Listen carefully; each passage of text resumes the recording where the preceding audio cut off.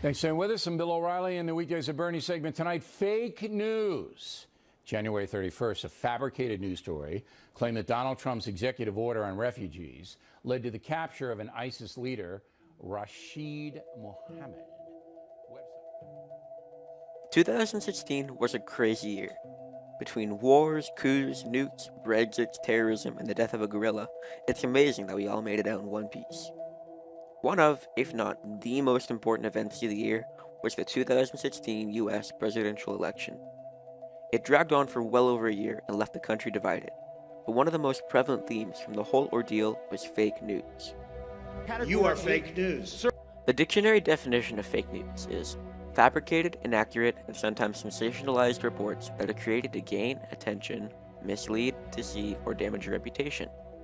Throughout the election, hundreds of websites published false news reports about both front-running candidates that, according to some studies, may have played a significant role in the election. You may be asking yourself, have I fallen for fake news? How common is it? How can we prevent this? Well, to start, you should know that fake news isn't a new concept.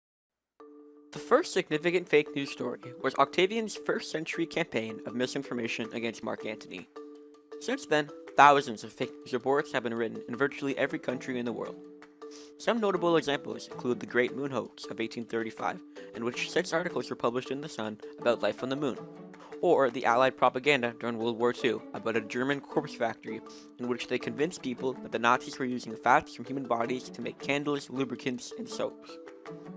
Although fake news has existed for some time, it saw an unprecedented resurgence in the 21st century with the rise of the internet and social media.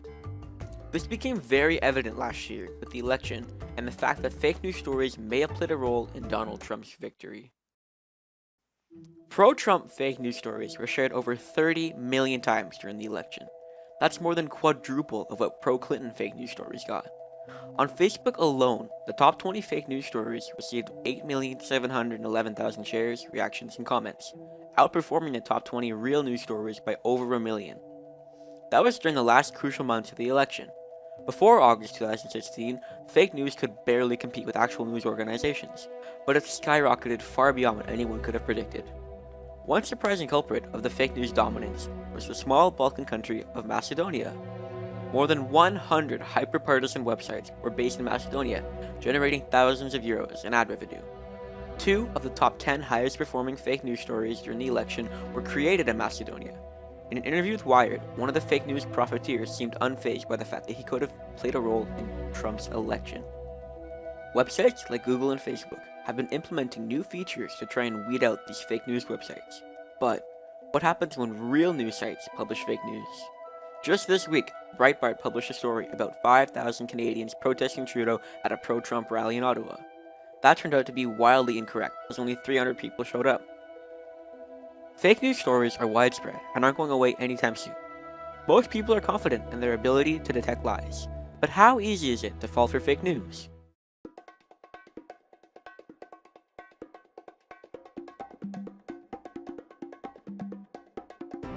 I decided to go downtown to see how good the average person is at detecting fake news. So how confident are you guys in your fake news detecting abilities? Not really confident. I'm okay, confident. Not sure. How confident are you guys in your fake news detecting abilities? Not very. Fairly confident. So how confident are you in your fake news detecting abilities? Not very confident. Alright, so how confident are you in your fake news detecting abilities? Not very confident. Alright, so let's go right into this. Here's the first article. So it says, Capitol Hill shooter identified as a right-wing extremist. Is that real news or fake news? I think it'd be fake news. Yeah, I think fake. I say fake. It is fake. The Capitol Hill shooter identified as right-wing extremist. Well, see, I'm gullible, so I'd probably believe that. So you say it's real? I think so. That is fake news. So the next one is Big Rig overturns dumping millions of bees on Interstate 35 in Oklahoma. Is that real news or fake news? Fake news? That's real news. No! Big Rig overturns dumping millions of bees on Interstate 35 in Oklahoma. Is that real or fake? I'll say that's fake. That is real. Next one. Big rig overturns, dumping millions of bees onto Interstate 35 in Oklahoma. Is that real news or fake news?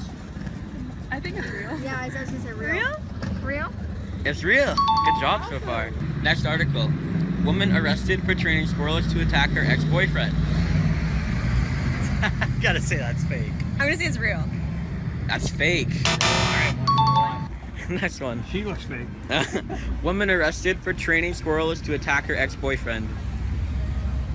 No, that's gotta be fake. You're right, that's fake news. Perfect. Woman arrested for training squirrels to attack her ex-boyfriend. Is that real news or fake news? Fake news. Correct, that's fake news. 7th grader gets most likely to become terrorist award. I saw that the other day. It's real. Well, I'm gonna say it's real. It is real. Good job. 7th grader gets most likely to become a terrorist award. Is that real news or fake news? Real news? That is real news. Last one. Leaked statement from Vladimir Putin says Russia will attack the US with missiles. Is that real news or fake news? Fake. Fake. Fake? Fake. That's fake. You guys got everything right. It says leaked statement from Vladimir Putin says Russia will attack the US with missiles. Is that real news or fake news? I think that's gotta be real. By leaking something that was false? Is fake news. Okay. Leaked statement from Vladimir Putin says Russia will attack the US with missiles. Is that real news or fake news? I'm gonna go with real news. That's fake news. Darn, it seems legit though. Thank you. Those results were surprising, but I wouldn't get my hopes up. I quizzed my classmates with this fake news quiz from BBC, and terrifyingly, they got 67% of the questions wrong on average. This age group is the most susceptible to fake news, as they are far more active on social media. So what does this mean for us? Are we just gonna let fake news run rampant? You don't have to own a big tech company to stop this problem. There are tons of little things you can do to prevent fake news on a daily basis. Here are a few. Check your sources. If the website seems unprofessional or has published other fake news stories in the past, don't trust it. Read beyond. Headlines can be outrageous in an attempt to get clicks. What's the whole story? How's the story been published elsewhere?